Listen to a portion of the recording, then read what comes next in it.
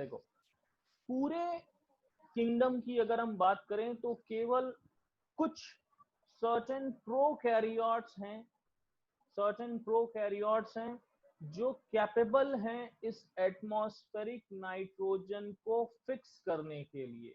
इस atmospheric nitrogen को fix करने के लिए यहाँ पर जो नाम आपने याद रखना है कि नाइट्राइट में जब ऑक्सीडाइज्ड होगा अमोनिया, तो इस प्रोसेस में आपने देखा है नाइट्रिफिकेशन प्रोसेस पूरा पड़ा था। इस नाइट्रिफिकेशन प्रोसेस में जिसमें नाइट्राइट का फॉर्मेशन हो रहा है in presence of the bacteria Nitrosomonas and Nitrococcus. Clear है? अब यही नाइट्राइट फर्दर ऑक्सीडाइज होगा किसमें? नाइट्रेट में। किसकी हेल्प से? नाइट्रोबैक्टर की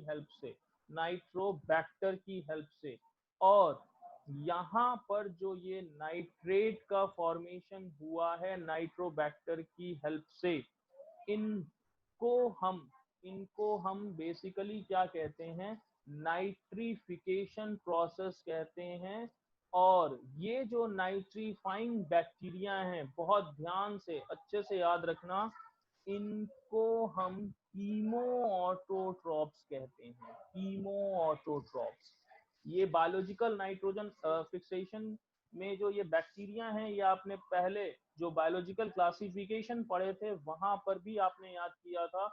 तो पहले आपको याद रखना है नाइट्रोसोमोनास और नाइट्रोकोकस, और दूसरे में याद रखना है नाइट्रोबैक्टर, और एक और यहाँ पे याद रखना नाइट्रोबैक्टर के साथ, यहाँ लिखता हूं मैं, नाइट्रोबैक्टर के साथ आपको याद रखना है नाइट्रोसिस्टिस।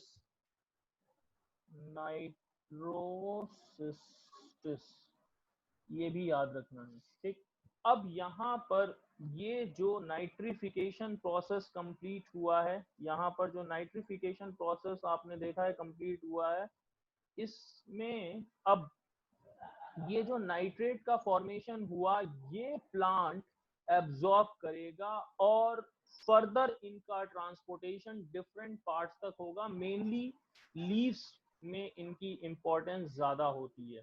ठीक। अब जो ये नाइट्रेट सॉइल के अंदर प्रेजेंट है ये फर्दर रिड्यूस होगा नाइट्रोजन में by the process of denitrification. अगर एब्जॉर्ब हो गया, प्लांट ने इनको एब्जॉर्ब कर लिया इस नाइट्रेट को, तब तो बहुत अच्छी बात है। अगर इनका एब्जॉर्प्शन नहीं हुआ तो क्या होगा? तो होगा डीनाइट्रिफिकेशन। और बहुत अच्छे से याद रखना इस पॉइंट को, कई बार पूछा गया है, जितने टिक लगा लो कम है, कि ये जो डीनाइट्रिफिकेशन है ये किसकी प्रेजेंस में होगा? तो आपको याद रखना है पीटी यानी स्यूडोमोनास और थायोबैसिलस। स्यूडोमोनास और थायोबैसिलस की प्रेजेंस में डीनाइट्रिफिकेशन होगा, यानी फिर से जो नाइट्रोजन है वो एटमॉस्फेयर में पहुंच जाएगा, फिर से एटमॉस्फेयर में पहुंच जाएगा अगर एब्जॉर्प्शन नहीं हुआ तो। अब देखो नेक्स्ट हमने डिटेल में बायोलॉजिकल नाइट्रोजन फिक्सेशन के बारे में जाना था। बायोलॉजिकल नाइट्रिफिकेशन में मेनली क्या है कि ये जो नाइट्रोजन का रिडक्शन हो रहा है अमोनिया में, ये जो नाइट्रोजन का रिडक्शन हो रहा है किसमें? अमोनिया में, ये लिविंग ऑर्गेनिजम्स के थ्रू होगा। और मैंने बताया कि ये जो लिविंग ऑर्गेनिज्म है ये सिर्फ किस ग्रुप के मेंबर्स हैं? ओनली प्रोकैरियोट्स हैं जो ये रिडक्शन परफॉर्म करा पाते हैं in presence of enzyme nitrogenase. In presence of enzyme nitrogenase, जो यहाँ लिखा है देखो, which are exclusively present in prokaryotes। ये केवल exclusively किसमें प्रेजेंट हैं? प्रोकैरियोट्स के अंदर। अब यहाँ पे आपने कुछ याद किया था, फिर से रिवाइज कराता हूं। ये जो नाइट्रोजन फिक्सिंग प्रोकैरियोटिक ऑर्गेनिजम्स हैं, ये either they are present as free living or they are associated with certain plants या certain plant organism, और ये रिलेशनशिप म्यूचुअलिज्म का होगा, इनको सिम्बायोटिक एसोसिएशन कहेंगे। प्लांट को इनसे नाइट्रोजन मिलेगा, बदले में प्लांट इनको फूड और शेल्टर प्रोवाइड करता है, फूड और शेल्टर प्रोवाइड करता है। अब एनसीईआरटी की लाइंस में अगर आप देखो तो यहाँ पर जो क्वेश्चन पूछा जाएगा वो याद रखना, बायोलॉजिकल क्लासिफिकेशन में भी ये क्वेश्चन पूछा जाता है और यहाँ भी, कि जो free living nitrogen fixing aerobic microbes हैं उसमें एजेटोबैक्टर और बीजेरिंकिया की बात करेंगे, जबकि रोडोस्पाइरिलम एनाएरोबिक है और बैसिलस फ्री लिविंग। ये रोडोस्पाइरिलम और ये रोडोस्पाइरिलम और बैसिलस ये फ्री लिविंग हैं ये। अब यहाँ पर अगर हम साइनोबैक्टीरिया को देखें तो दो नाम जो हमें पहले से याद होते हैं, कौन से, एनाबीना और नॉस्टॉक। ये फ्री लिविंग साइनोबैक्टीरिया हैं जो नाइट्रोजन फिक्सेशन करेंगे। अब इस सिम्बायोटिक बायोलॉजिकल नाइट्रोजन फिक्सेशन के अंदर, इस सिम्बायोटिक बायोलॉजिकल नाइट्रोजन फिक्सेशन के अंदर हम क्या देखते हैं कि जनरली प्रोटीन की रिक्वायरमेंट किनको है, प्रोटीन की रिक्वायरमेंट जनरली जो हमारे लेग्यूमिनस प्लांट्स हैं, जो दलहन परिवार है पूरा, पल्सेस की जो फैमिली है, उनको ज्यादा रिक्वायरमेंट है नाइट्रोजन का। और यहाँ पर ये जो लेग्यूमिनस प्लांट्स हैं इनकी रिक्वायरमेंट को फुलफिल करने के लिए यहाँ पर राइजोबियम इंपॉर्टेंट रोल प्ले करेगा, जो प्लांट रूट के साथ एसोसिएटेड होता है। इसके एग्जाम्पल याद रखना, sweet pea, lentils, garden pea, broad bean, clover beans, ये सारे हैं जो जिनकी डिमांड नाइट्रोजन के लिए ज्यादा है। अब पूरी कहानी शुरू कैसे होती है, यहाँ पर पूरा जो स्टोरी है वो उसमें क्या होगा कि सिम्बायोटिक एसोसिएशन के बारे में आपको बचपन से पता है कि म्यूचुअलिज्म के अंदर दोनों को बेनिफिट होता है, जो दो ऑर्गेनिजम्स एसोसिएट हैं वो दोनों बेनिफिटेड होंगे एक दूसरे से।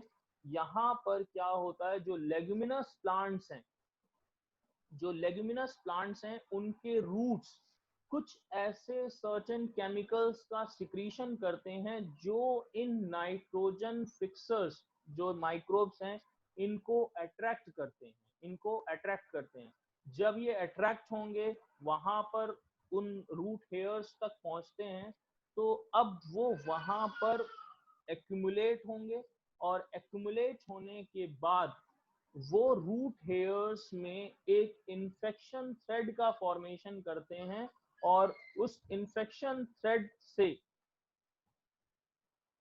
वो जो इन्फेक्शन थ्रेड फॉर्म हो रहा है वो सीधे उनके वैस्कुलर कनेक्शंस को एस्टेब्लिश करता है, जहां से वो नरिशमेंट डिराइव करते हैं, जहां से वो नरिशमेंट डिराइव करते हैं, और बाद में वो नोड्यूल्स के फॉर्मेशन के लिए, नोड्यूल्स के फॉर्मेशन के लिए इंपॉर्टेंट रोल प्ले करेंगे। और वहां पर जो स्फेरिकल आउटग्रोथ बनेगी रूट्स में, ठीक, उन नोड्यूल्स के अंदर बेसिकली एक पिगमेंट प्रेजेंट होता है जिसको हम लेग हीमोग्लोबिन कहते हैं, जिनका फंक्शन आपने याद किया था कि they are oxygen scavengers. As जो नाइट्रोजिनेज एंजाइम है, it works in anaerobic condition, it works in anaerobic conditions. That's why there is a requirement of leg hemoglobin which scavenges the oxygen molecule from there. इस nodule formation के अंदर जो rhizobium है ये multiply करेगा, colonise हो जाएगा, और कॉलोनाइज होने के बाद यहाँ पर आपने एक स्ट्रक्चर देखा था, बैक्टीरियोइड्स वो फॉर्म करते हैं, रॉड शेप हो जाते हैं। ये पूरा आपने डायग्राम समझा था कि ये है सॉइल पार्टिकल्स, ये रूट हेयर्स, ये बैक्टीरिया। ये बैक्टीरिया आए, इनके कर्लिंग कॉज किए, फिर यहाँ पर इन्फेक्शन थ्रेड बना, ये इन्फेक्शन थ्रेड इनके कॉर्टेक्स रीजन अंदर तक जाएगा, जहां पर वेस्कुलर कनेक्शन एस्टेब्लिश करेगा, जहां से नरिशमेंट डिराइव करेगा, और फिर यहाँ पर नाइट्रोजन फिक्सेशन होगा। एक जो क्वेश्चन आता है कि नाइट्रोजिनेज के अंदर ये जो MOFE प्रोटीन है, ये इंपॉर्टेंट रोल प्ले करेगा कन्वर्जन में नाइट्रोजन का अमोनिया में। बात समझ में आ गई? यहाँ पर ये रिएक्शन भी आपने याद किया था ATP, ये यहाँ से क्वेश्चन पूछा जाता है कि दो अमोनिया के फॉर्मेशन में 16 ATP है, तो वो कैलकुलेट करके पूछते हैं। आपको बस इतना याद रखना है कि दो के लिए 16 ATP की रिक्वायरमेंट है, बाकी उस क्वेश्चन में जो भी होगा आप उसको कैलकुलेट करके निकाल सकते हो। ठीक, अब यहाँ पर इंपॉर्टेंस आपको पता चल गई लेग हीमोग्लोबिन की, कि एनारोबिक कंडीशंस को मेंटेन करने के लिए यही इंपॉर्टेंट रोल प्ले करते हैं। ठीक, अब देखो यहाँ पे मैंने आपको बताया था दो के लिए कितने 16, इसीलिए यहाँ पे ब्रैकेट में दिया है और यहाँ से क्वेश्चन आता है 8 ATP for each ammonia produce, यहाँ से क्वेश्चन आता है 8 ATP फॉर ईच NH3 या अमोनिया के लिए। अब यहाँ पे आपने देखा था कि ये जो अमोनिया है, ये जो अमोनिया का फॉर्मेशन हुआ है, अब इनका फर्दर फेट क्या है। ठीक, यहाँ पर ये जो अमोनिया है ये प्रोटेनेटेड होके बनाएगा अमोनियम आयन, अमोनियम आयन, और मोस्ट ऑफ द प्लांट्स जो एब्जॉर्ब करते हैं वो या तो नाइट्रेट के फॉर्म में करेंगे या अमोनियम आयन के। जो अमोनियम आयन है वो टॉक्सिक इफेक्ट भी शो करता है, इसलिए यहाँ पर अमोनियम आयन का एक्युमुलेशन नहीं होने देना है। तो इसके लिए दो प्रोसेसेस हैं जो आपको याद रखना है, एक तो रिडक्टिव एमिनेशन और दूसरा है ट्रांस एमिनेशन। ठीक, ताकि टॉक्सिसिटी जनरेट ना हो उनके एक्युमुलेशन से। तो रिडक्टिव एमिनेशन के अंदर आप क्या पढ़ते हो, यहाँ पर जो रिडक्टिव एमिनेशन है इसमें अमोनिया रिएक्ट करेगा किससे, अल्फा कीटो ग्लूटारिक एसिड से। किससे रिएक्ट करेगा, अल्फा कीटो ग्लूटारिक एसिड से ये अमोनिया रिएक्ट करेगा और बनाएगा ग्लूटामिक एसिड, और बनाएगा ग्लूटामिक एसिड या जिसको ग्लूटामेट कहते हैं। ठीक, और दूसरे प्रोसेस में ट्रांस एमिनेशन प्रोसेस के अंदर जब आप देखोगे, ट्रांस एमिनेशन प्रोसेस के अंदर जब आप देखोगे तो यहाँ अमीनो ग्रुप, देखो transfer of amino group from one amino acid to the keto group of keto acid, and यहाँ glutamic acid जो मेन अमीनो एसिड है ये ट्रांसफर करता है NH to amino group takes place and other amino acids are formed through transamination। ठीक, और यहाँ पर जो एंजाइम इन्वॉल्व होगा दैट इज ट्रांसएमिनेज, ट्रांसएमिनेज ये है पूरा। ठीक, अब यहाँ जो मोस्ट इंपॉर्टेंट एमाइड्स है एस्पार्जिनिन और ग्लूटामीन, ये मेनली स्ट्रक्चरल पार्ट हैं प्रोटीन्स के। ठीक, तो ये सारी बातें थी जो आपको याद रखनी है। मैं एक बार फिर से रिवाइज करा रहा हूँ इसमें क्वेश्चंस क्या क्या पूछे जाते हैं नॉर्मली। इसमें जब आप देखोगे तो एक क्वेश्चन आपको मिलेगा कि नाइट्रोसोमोनास, नाइट्रोकोकस, नाइट्रोसिस्टिस ये किस प्रोसेस में इन्वॉल्व हो रहे हैं, और दूसरा डीनाइट्रिफिकेशन में कौन से बैक्टीरिया इन्वॉल्व होंगे, जो ऑर्गेनिक नाइट्रोजन है उनका डिकम्पोजिशन किस प्रोसेस के थ्रू होगा, ये जो राइजोबियम है ये लेग्यूमिनस जो प्लांट्स हैं उनके रूट्स में के कौन कौन से एग्जांपल्स हैं जहां पर ये इन्वॉल्व होंगे, और यहाँ से मैक्रो और माइक्रो न्यूट्रिएंट्स पे क्वेश्चन इंपॉर्टेंट पूछा जाता है। ये टॉक्सिक कंसंट्रेशन क्या है ये आपने पढ़ा था, और इस इसमें एक और याद रखना जो आपको याद करवाया था, बेनिफिशियल एलिमेंट्स किसको कहेंगे, और जो ये सारे आपने पढ़े थे नेक्रोसिस और क्लोरोसिस, इनिबिशन, इनसे क्वेश्चन पूछा गया है। इन सब को आप कई बार याद करना, सारी बातों को।